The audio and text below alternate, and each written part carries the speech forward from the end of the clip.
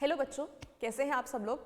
I hope आप सब लोग बहुत अच्छे से तैयारी कर रहे होंगे क्योंकि आपके एग्जाम्स अब आने वाले हैं। और मैं आपके लिए आज जो टॉपिक लेकर के आई हूँ ये सिविक्स का क्लास 9th का टॉपिक है, जिसमें बच्चों को बहुत कन्फ्यूजन होता है कि मैम डेमोक्रेसी क्या है और कहाँ पे डेमोक्रेसी हम बोल सकते हैं कि इस जगह पे डेमोक्रेसी है, हम उसको पहचान कैसे सकते हैं। आपके एनसीईआरटी में एक एग्जाम्पल दे रखा है जिम्बाब्वे का। तो जिम्बाब्वे का इस तरीके से एग्जाम्पल दे रखा है कि वहाँ पे डेमोक्रेसी शो होती है, यानी कि देखने में तो लगता है कि वहां पे डेमोक्रेसी है लेकिन एक्चुअल में वहां पे डेमोक्रेसी नहीं होती है। कैसे समझ लेते हैं। सबसे पहले कुछ बैकग्राउंड समझ लीजिए। जो जिम्बाब्वे कंट्री होती है वो 1980s में उसको इंडिपेंडेंस मिलता है, यानी कि वो पहले कहीं ना कहीं किसी के और अंडर में थी और उसके बाद वो है उसको इंडिपेंडेंस मिलता है कब, 1980s में। जैसे ही उसको इंडिपेंडेंस मिलता है वहां पे इलेक्शन स्टार्ट हो जाते हैं। ध्यान से समझिएगा, मार्क करिएगा मेरे वर्ड को। 1980s में इलेक्शंस हुए और 1980s में वो लोग क्या हुए, आज़ाद हुए और उसके बाद वहां पे रेगुलर इलेक्शंस होने लग गए। अब आपने समझा कि अगर रेगुलर इलेक्शंस हो रहे होंगे तो मैम वहाँ पे तो बहुत अच्छी बात है, वहाँ पे तो डेमोक्रेसी होगा, क्योंकि हमने पढ़ा है कि जिस जगह पे इलेक्शंस होता है, डायरेक्ट इलेक्शंस होता है, जहाँ पे लोग चुने जा रहे हैं लोगों के द्वारा, वहाँ पे तो डेमोक्रेसी हो सकती है। ठीक है, मान लिया डेमोक्रेसी है, लेकिन फिर भी और क्या दिक्कत परेशानी है जिसकी वजह से हम कह रहे हैं कि वहाँ पे डेमोक्रेसी नहीं है। वहाँ पे ये प्रॉब्लम होती है कि जब वो वहाँ का जो एक लीडर होता है जिसका नाम होता है रॉबर्ट मुगाबे, ठीक है, तो रॉबर्ट मुगाबे जो होता है वो होता है जानू पीएफ पार्टी का, वहाँ की पार्टी होती है, उसका वो लीडर होता है और वो उस पार्टी से इलेक्शंस जीतता है। जब वो इलेक्शंस जीतता है तो वो उसके बाद अनफेयर प्रैक्टिसेस करता है बहुत सारी। क्या अनफेयर प्रैक्टिसेस करता है, ये अनफेयर प्रैक्टिसेस की वजह से ही वो बार बार फिर से इलेक्शंस जीत रहा होता है। यानी कि आपने एक किसी लीडर को जिताया, एक बारी के लिए आपने एक टर्म के लिए उसको आपने जिताया और उसके बाद वो कुछ ऐसे अनफेयर प्रैक्टिसेस कर रहा है कि आगे आने वाले टाइम पे वो बार बार जीत रहा है, तो क्या आप उसको डेमोक्रेसी कह सकते हो। और अच्छे से समझते हैं कि वो करता क्या है। देखिए, सबसे पहले वो क्या करता है, जो वहां का कॉन्स्टिट्यूशन होता है उनमें चेंज लाता है।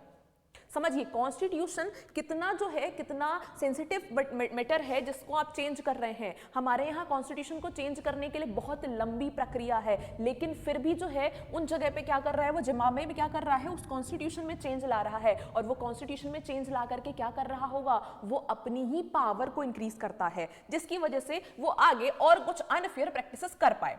सेकेंड चीज क्या करता है, वो take control of the opposition. समझिए, एक हेल्दी डेमोक्रेसी में अगर कोई रूलिंग पार्टी में जो गवर्नमेंट है उसके अगेंस्ट में ऑपोजिशन भी टक्कर का होना चाहिए। अगर आपके यहाँ ऑपोजिशन टक्कर का नहीं है, समझ लीजिए कि डेमोक्रेसी जो है वो हेल्दी डेमोक्रेसी नहीं है। और ये क्या कर रहा है, ये कंट्रोल ही कर ले रहा है ऑपोजिशन को। जब आपको कोई चेक करने वाला ही नहीं है, जब आपको कोई कहीं ना कहीं आपकी गलतियां निकालने वाला ही नहीं है, तो फिर आप किस बात की डेमोक्रेसी कह रहे हैं, वहां पे किस बात की डेमोक्रेसी है। ठीक है, तीसरी चीज समझ लीजिए, take control of media. Media जो है ना डेमोक्रेसी का सबसे इंपॉर्टेंट जो कह सकते हैं कि पिलर माना जाता है मीडिया को। मीडिया एक तरीके से इसलिए भी इंपॉर्टेंट है क्योंकि जो कोई नहीं देख रहा वो मीडिया दिखाता है। इसलिए बोला जाता है ना कभी कभी कि ये मीडिया या ये चैनल या ये न्यूज चैनल बिक गया है, जिसकी वजह से जो है वही चीजें दिखाई जाती हैं जो रूलिंग पार्टी चाहती है या जो उस टाइम पे जो पावरफुल लीडर है वो चाहते हैं, उनको दिखाया जाता है। तो ऐसी जगह में दिक्कत हो सकती है क्योंकि कहीं उस जो है कंट्री में जो एक्चुअल चीज है वो ना दिखा करके वो चीज दिखाई जा रही है जिससे टीआरपी इंक्रीज हो जाए। तो इन्होंने ये भी किया था कि कंट्रोल कर लिया, किस पे, मीडिया पे कंट्रोल कर लिया, जो कि बहुत दिक्कत वाली बात है। अगला चीज उन्होंने क्या किया, वहां पे जो जुडिशियरी थी, अच्छा ये भी बहुत इंपॉर्टेंट चीज है। मीडिया तो है ही इंपॉर्टेंट, साथ में डेमोक्रेसी में जो है जुडिशियरी का भी बहुत इंपॉर्टेंट रोल होता है। आपने पढ़ा होगा किस तरीके से हमारे यहाँ लेजिस्लेचर है, एग्जीक्यूटिव है और जुडिशियरी है। लेजिस्लेचर लॉ बनाता है, उसको इंप्लीमेंट कराने का काम करता है एग्जीक्यूटिव, और उसके इंप्लीमेंटेशन को चेक करता है कि ये चीज सही से बन रही है कि नहीं, या फिर अगर कोई प्रॉब्लम है तो उसके खिलाफ जो पनिशमेंट जजमेंट देने वाला जो काम है वो कौन कर रहा है, आपका जुडिशियरी। इस जुडिशियरी में सिर्फ सुप्रीम कोर्ट नहीं आता है, छोटे कोर्ट से लेकर के सारे बड़े लेवल तक के कोर्ट जो है इसमें आते हैं। तो यहाँ पे जुडिशियरी का बहुत इंपॉर्टेंट रोल होता है डेमोक्रेसी में। अभी मैंने रोल समझाया है, लेकिन इन भाई साहब ने क्या किया, इन भाई साहब जो है इन्होंने जजमेंट को ही इग्नोर करना स्टार्ट स्टार्ट कर दिया। यानी कि अगर मान लो वहां की जुडिशियरी वो कहती भी होती कि जो है ये भाई साहब गलत काम कर रहे हैं, उनके खिलाफ अगर जजमेंट भी दे रही थी, तो ये क्या कर दे रहे थे, ये उसको इग्नोर कर ले रहे थे। क्योंकि इन्होंने क्या कर दिया था, इन्होंने सबसे पहले यहाँ कॉन्स्टिट्यूशन में अपना जो है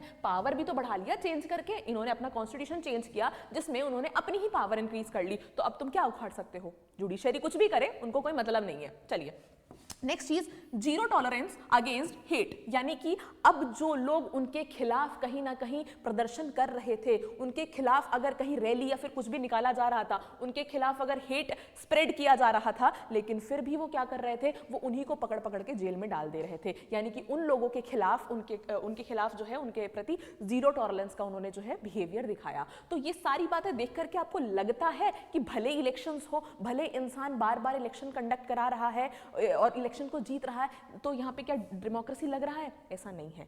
इसीलिए हम कहते हैं कि डेमोक्रेसी दिखती कहीं और है, लेकिन जरूरी नहीं है कि जो चीज आपको दिख रही है वही चीज हो।